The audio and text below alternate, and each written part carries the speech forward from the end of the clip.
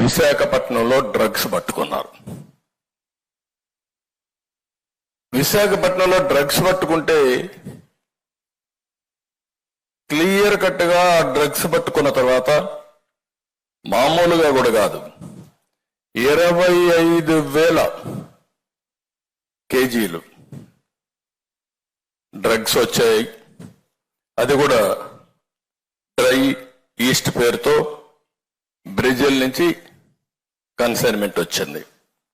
ఇక్కడైతే government CBI వాళ్ళు రాసిన రిపోర్ట్ ఇది.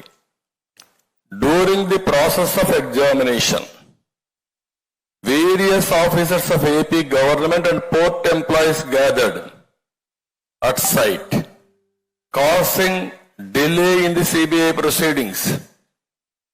The representatives of importer informed that there is prediction of rainfall and all his goods might get damaged in rainfall.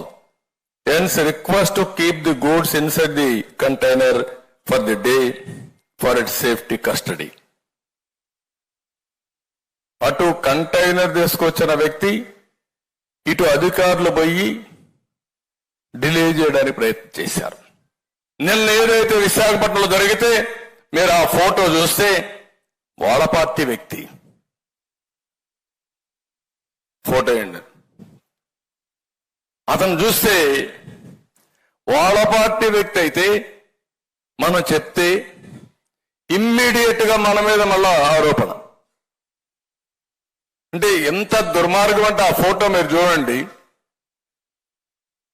కోనం Veerabhadrarao, కోనం Krishnakumari, Bhogi Sankranti Kanuma శుభాకాంక్షలు. ఎవరు photo పెట్టారు? Rajasekhara Reddy photo, Jaganmohan Reddy photo, ఈ పక్క వాళ్ళందరి నాయకుల ఫోటోలు. ఇవన్నీ పెట్టి మొత్తం మీరు ఒకసారి చూస్తే అదే సమయంలో బ్రెజిల్ ప్రెసిడెంట్ తో ఆయన అవుతానే విజయసాయి రెడ్డి ఒక ట్వీట్. వీళ్ళు ఎక్కడికి వచ్చారో నాకైతే అర్థం కావడం లేదు. ఇప్పుడు కంటైన్మెంట్ ఎక్కడి నుంచి స్టార్ట్ అయ్యింది? బ్రెజిల్ నుంచి స్టార్ట్ అయ్యింది. బ్రెజిల్ నుంచి స్టార్ట్ అయ్యింది. వైఎస్ఆర్ కాంగ్రెస్ నాయకుడు ఈ స్టేట్మెంట్ చూడండి. క్లియర్ గా congratulations to Luis Inacio Lula da Silva on being elected as the new president of Brazil, hoping that the new government will strengthen democracy in the country and put an end to years of decisive administration. Brazil president తో connection ఉంది.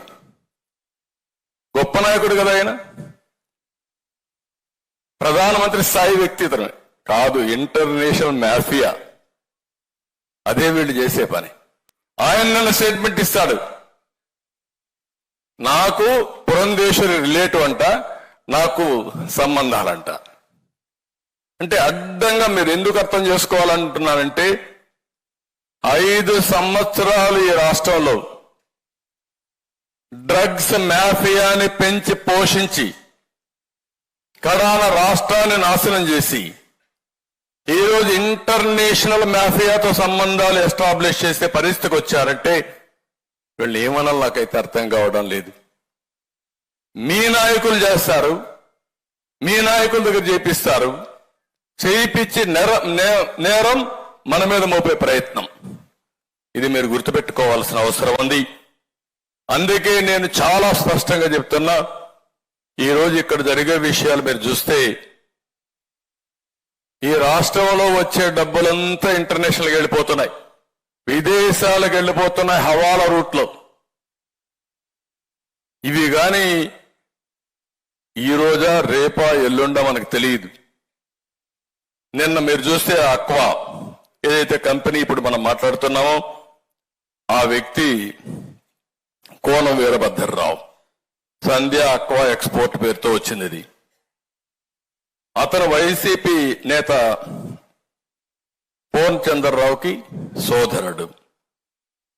వీళ్ళందరూ కలిసి బలవంతంగా చేశారా, ఏం చేశారు నాకు తెలియదు. ఈరోజు మార్నింగ్ ఒక న్యూస్ చూస్తా ఉంటే అనిపించింది, ఢిల్లీలో జరిగిన లిక్కర్ స్కామ్ లో కూడా వీళ్ళు ఉన్నారని. అది వాస్తవం లేదా సిబిఐ తేల్చాలి.